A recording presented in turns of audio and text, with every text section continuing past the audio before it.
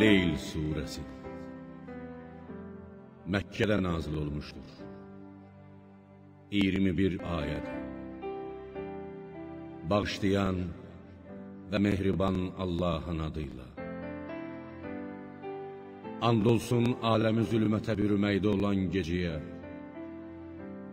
and olsun işıqlanmaqda olan gündüzə, and olsun kişini və qadını, erkeği və dişini yaradana ki, sizin zəhmətiniz ey insanlar cürbəcürdür. Kim malını Allah yolunda versə, Allahdan qorxsa və ən gözəl sözü La ilahə illallah kəlməsini təsdiq etsə, biz ona cənnəti müyəssir edəcəyik.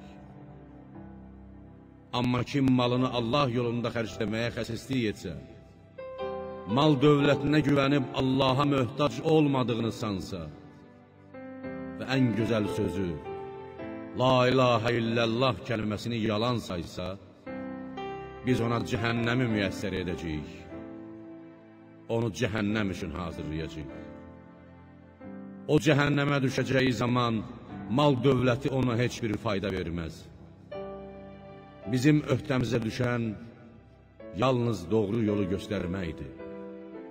Mömin və ya kafir olmaq isə hər kəsin öz işidir.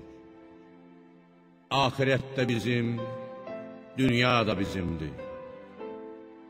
Ey insanlar! Mən sizi alovlanan bir ateşlə qorxutdum. Ora ancaq azğın kafir daxil olar. O kimsə ki, haqqı yalan sayar, imandan üz döndərər.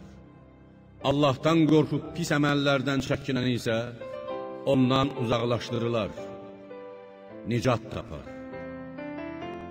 O kimsə ki, malını Allah yolunda verib günahlardan təmizlənər, o şəxsin boynunda heç kəsin bir minnəti, neməti yoxdur ki, onun əvəzi verilsin, etdiyi yaxşılıq ona əvəz olsun və ya o etdiyi yaxşılıq müqabilində heç kəsdən bir mükafat gözləməz. O ancaq ən uca olan Rəbbinin rizasını qazanmaq üçün belə edər. And olsun ki, o öz Rəbbindən cənnətdə ona verəcəyi nemətlərə görə razı olacaqdır.